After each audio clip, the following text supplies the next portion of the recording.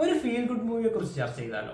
ഒരുപാട് ഇമോഷണൽ രംഗങ്ങളുള്ള, മനസ്സിനോട് ചേർന്ന് നിൽക്കുന്ന ഒത്തിരി നിമിഷങ്ങളുള്ള ഒരു മനോഹര ചിത്രം.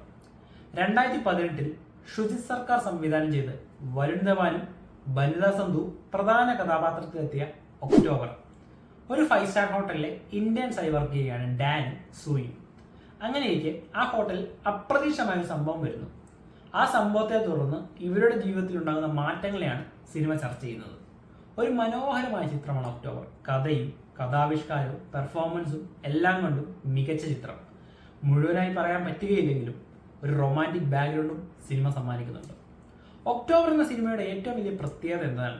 പൊതുവെയുള്ള പോലെ ക്ലീഷ സീൻസുകളോ അല്ലെങ്കിൽ അനാവശ്യ ഇമോഷണൽ സീൻസുകളോ ഒന്നും സിനിമയില്ല എന്നുള്ളതാണ്. വളരെ നാച്ചുറലും ഇൻറ്റൻസുമാണ് ഓരോ സീൻസും കഥാപാത്രങ്ങളും. അതിലേറ്റവും എടുത്ത് പറയേണ്ടത് വരുൺ ധവാന്റെയും ബനിത സന്ധുവിന്റെയും അതുപോലെ തന്നെ ഗീതാഞ്ജലി റാവുവിന്റെയുമാണ്. ഗംഭീരമായി തന്നെ അവളുകൾ കൈകാര്യം ചെയ്തിരിക്കുന്നു.